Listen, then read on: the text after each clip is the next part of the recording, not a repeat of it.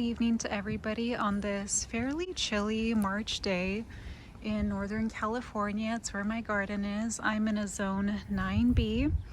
I wanted to go ahead and get this garden tour done today because I have so many beautiful flowering bulbs. Here I have a bunch of pansies that I've opened up. I actually didn't even plant the pansies in these two containers. They actually kind of just like self-seeded from those two containers. And I did plant some daffodils and tulips in these. This one, if you watched my March garden tour from last year, I did plant these all from last year. So as you can see, some of them did come back. These are like Darwin hybrid tulips, which are supposed to be perennial, but you can see in their second year, they're not as strong and they definitely didn't all come back. Then I also have daffodils in here. This is the orangery daffodil, very beautiful. I'll try to get a closer look. This one here is the pink charm daffodil, also very pretty. In here we have freesias, and I actually also planted tulips and daffodils in here, but I wonder if the freesias I don't know, maybe like suppress the growth of these tulips and daffodils. But I absolutely love freesias. As you can see, they're all opening, and these have been in this pot since last year. So this is also their second year coming through, which I'm very excited about. We love perennial plants. These are violas or pansies from Johnny's Seeds. These are like the frizzle sizzle mini tapestry.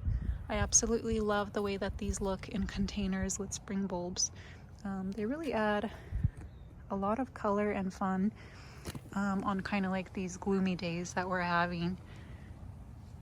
Okay, in here, these are hyacinths that came back the second year. I'm going to go ahead and give you kind of a closer look. You can see that the hyacinths are a little bit weaker. Their second year coming back, like you can see, this one here doesn't exactly have all of the flowers on this side, but I mean, they're still so beautiful and they give off such a beautiful scent. I mean, sitting here next to the hyacinths and freesias, I have such a nice scent. Right behind them, as you can see, are some peonies. This is the Carl Rosenfield peony that's about 5 or 6 years old now. So I'm definitely expecting flowers on that. This one here is, I'm not sure which peony. It was kind of like an assorted mix from Costco, but there's another one right next to it. I planted them way too close. These are on their third year, so we'll see if we get flowers. And here we have the very beautiful African violet. They're not open right now, but I'll try to overlay a video of when they are all open. And recently I got this bird bath, which I'm pretty excited about. I haven't exactly seen any birds in here, but I did order a little fountain on Amazon. Maybe you'll be able to see that in my April garden tour. In here we have a little hydrangea. That right there is a Sarah Bernhardt peony. And I believe that one right there is the Bowl of Beauty. I don't think either of them are going to flower this year, which is fine and expected because it's only their second year. So yeah, that's this little corner of the garden. Very beautiful. I absolutely love the potted plants. Really nice to see the bulbs coming back the second year. All of these bulbs are, yeah, these are all on their second year. I did not plant a single bulb in here last year, or this year I should say, so everything is perennial. Next we have the roses. The red rose is always the first to kind of open up. As you can see, it's starting to bud up, which is really nice to see. I absolutely love this time of year where the roses kind of have like this green and purple tone. That's very nice to see. The birds have eaten all the bird seeds. I saw this online and I thought it was so cute. It's like a little orange peel. You put bird seeds in there and it looks like the birds have eaten up all the seeds. I actually did a lot of bird watching this Saturday morning. I'll make sure to overlay some footage.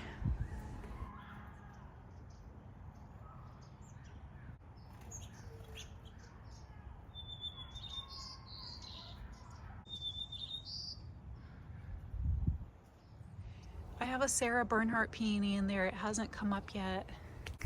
This section here is actually one that I'm really excited for. These are, I forgot what they're called, but they look a lot like a daffodil that I have planted in another area of my garden. I'm gonna overlay the name, but these are very beautiful. I think they're called Rose Cloud, and they're all in full bloom.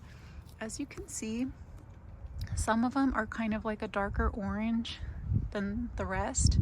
I did think that all of them would be kind of like this soft orange pink color, but some of them turned out to be like a much darker color, which is fine.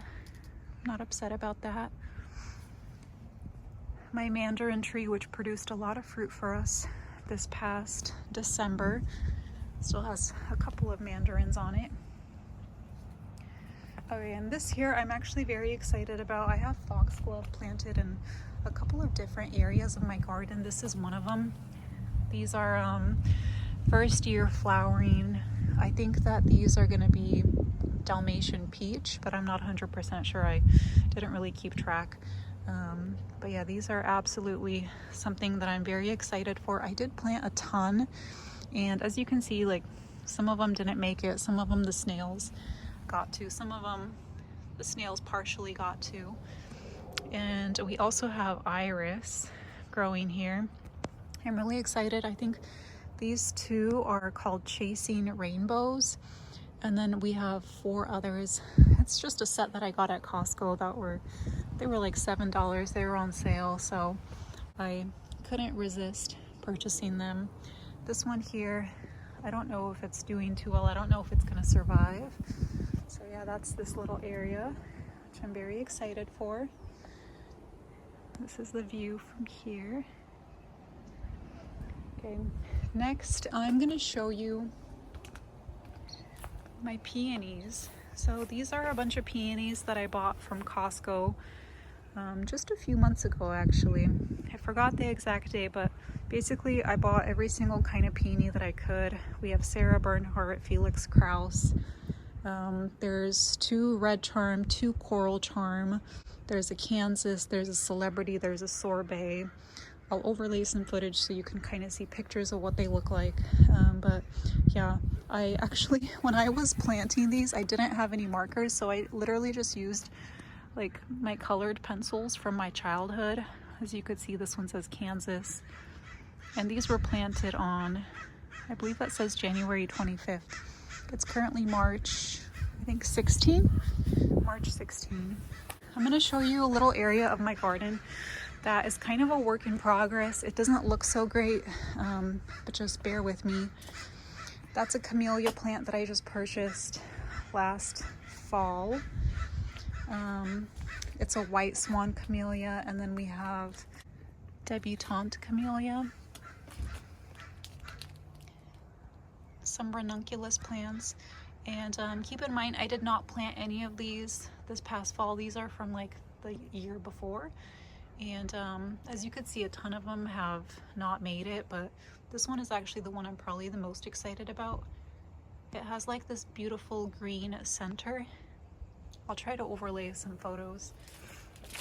And this right here was an experiment that I did. It was a hydrangea that I propagated by myself. As you could see, one made it and one died, which is okay. We're always gonna have some loss.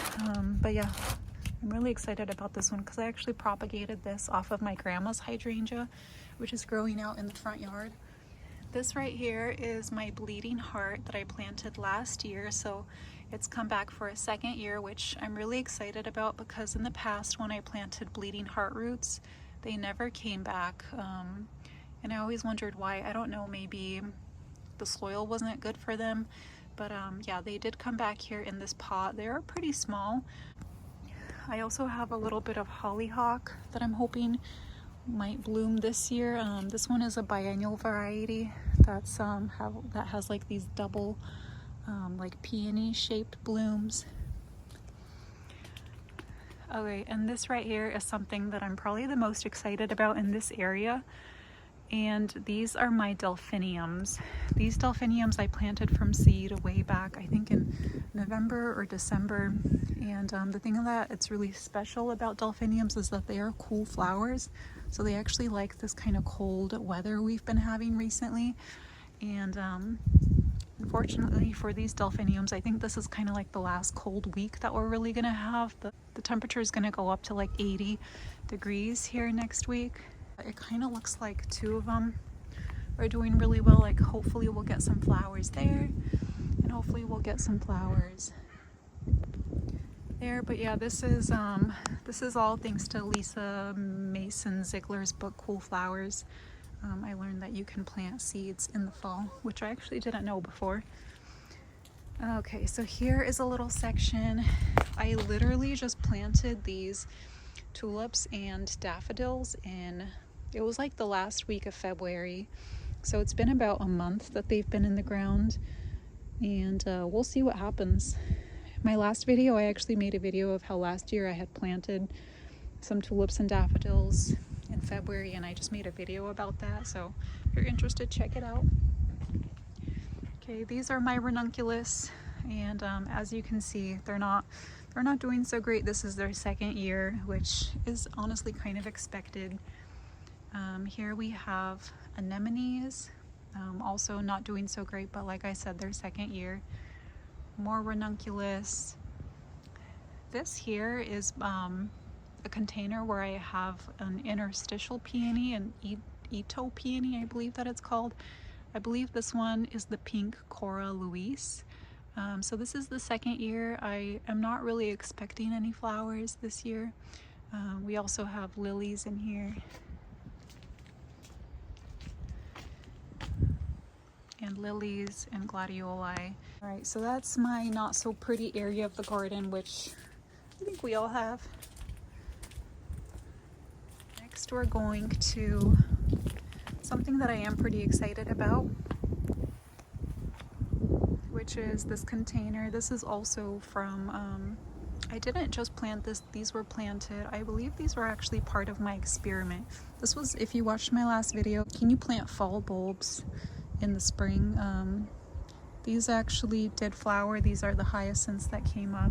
They did flower. I actually just came through here yesterday and kind of cut off the dead flowers because they weren't looking so good. But yeah, definitely plant pansies with your spring bulbs, because I mean, look, if this didn't have any pansies in it, it would just look dead bad. And the fact that it has pansies brings so much life, even though the bulbs are you know, essentially done flowering. And here, I absolutely love the geranium.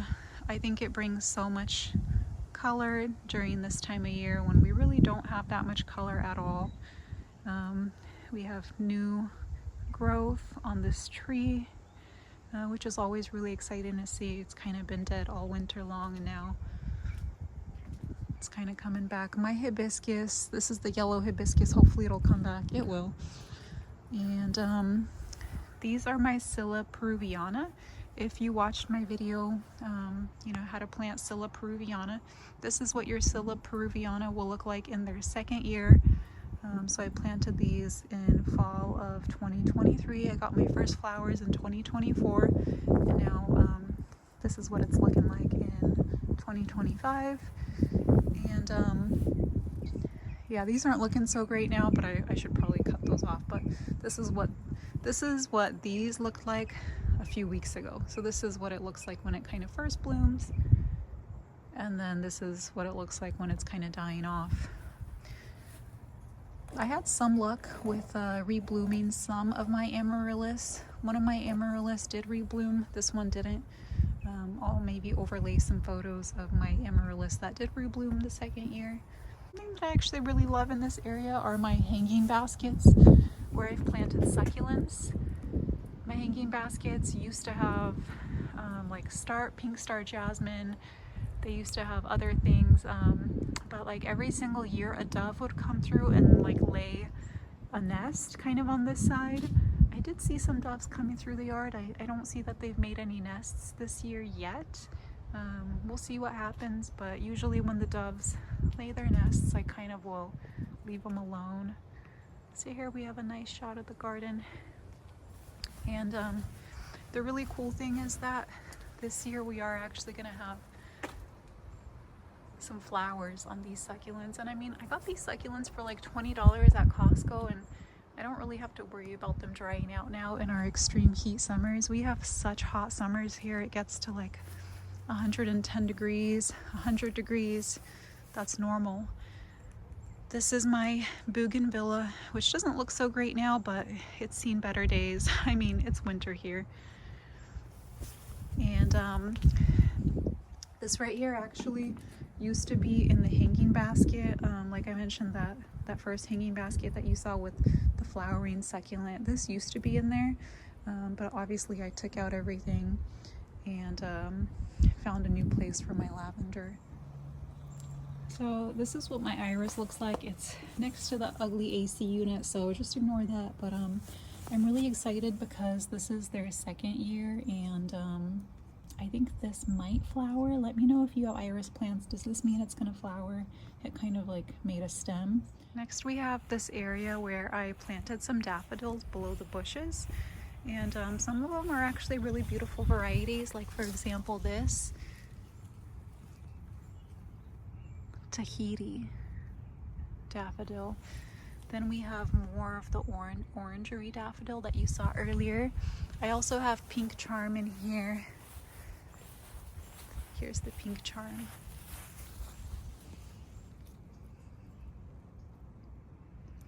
And a couple of iris plants.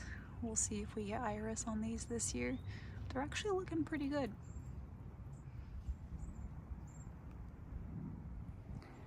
Alright, the next part of the garden that I wanted to share is my shade garden, which I've been working on for quite a while. And some of the plants that I've planted here in the past really don't do that well. I've planted so many things here, but I finally got a camellia in the ground, and I bought it with one little bloom. You can see we're gonna get a camellia. I believe this one was called Pretty in Pink. So looking forward to that one little bloom this year. Hopefully we'll get some more next year. This here is a hellebore that I also just planted a few months ago, so it's on its first year, and it's actually doing pretty well here. I think it likes this area, and I really love like the spotted center. I don't really have any other hellebores like this. As you can see, when the flowers get older, they turn kind of like this more green color, and when they're younger, they're kind of like this more white color. And these actually make really great cut flowers. I cut some for a birthday party, and they actually stayed in the vase for like 3 weeks, looking really, really good. This one here is also a hellebore, and it was accidentally mowed over with the lawnmower last year, but as you can see, it's kind of making a comeback. It has 3 leaves, so we're excited for that. And then I actually have another section of the garden that has more hellebores, so let's go over there. Okay, so here, this is a hellebore that is actually on its second year. So I planted this one in the fall of 2023, and I'm really glad to see that it's actually really liking this area. It's kind of like a white hellebore. This one, I actually kept the tag. It's called Helleborus orientalis. Next to it, I planted another one of these camellias, which I feel like is going to take a really long time for it to get big and actually start blooming, but we'll see. This is another hellebore that I just planted this year.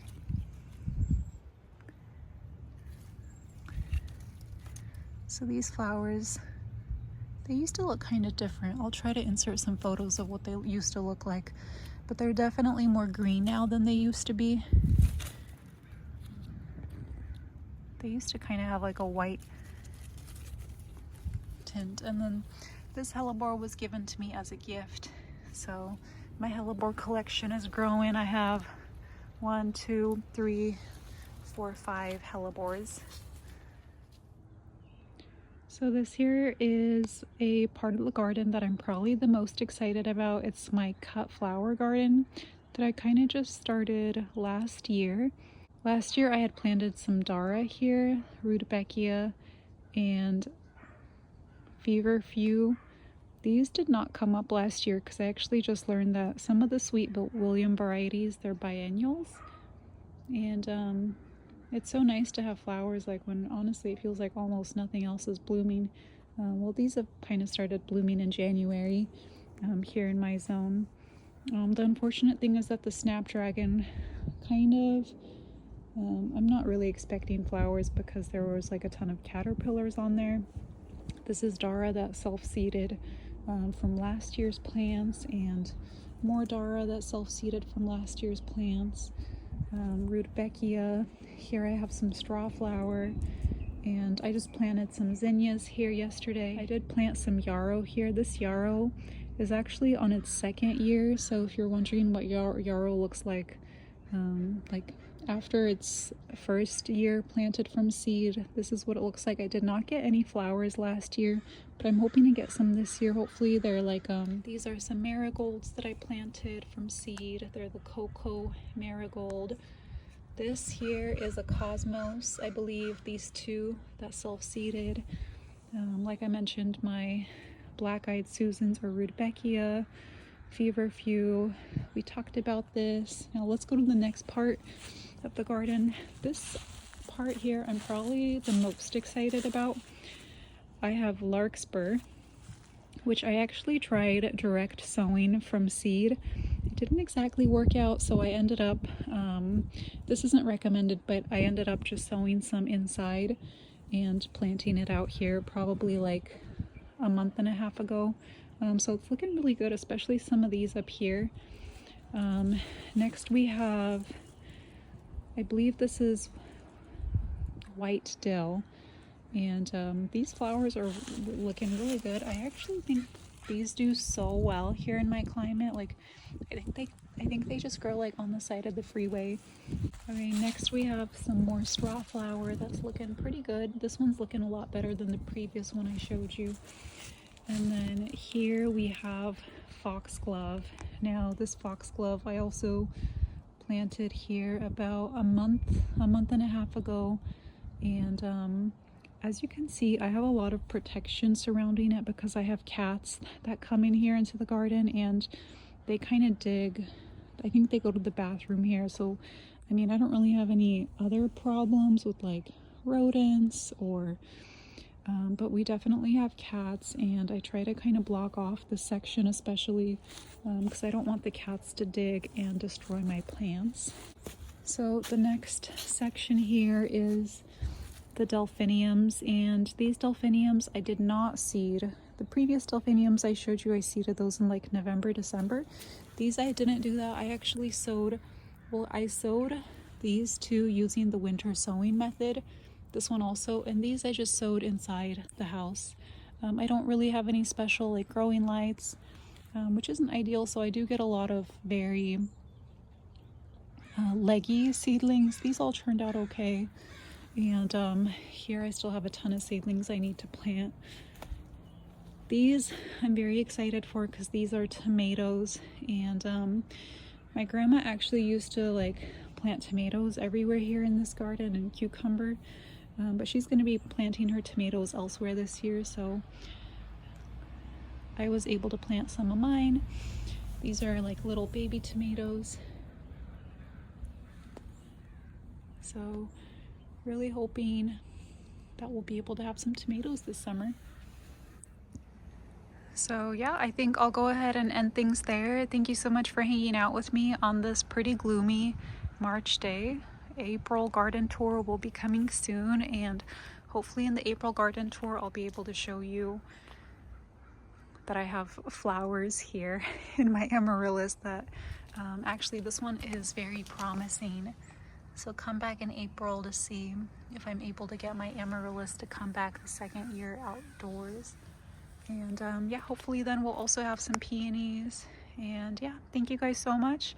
Hope everyone has a great evening, and yeah, happy gardening. Okay, for the last part, I actually wasn't going to show this, but this is too exciting. Last year we had our first avocado produced. Well, I guess I shouldn't say like our first full year. Like we had at least 100 avocados produced by this tree. And that's something actually that's really exciting because we've had this tree for about 10 years and it's never produced fruit like that for us before. So yeah, if you have an avocado tree that's not producing fruit, it might just be that it's too young. So yeah, just keep waiting. It'll eventually produce fruit for you.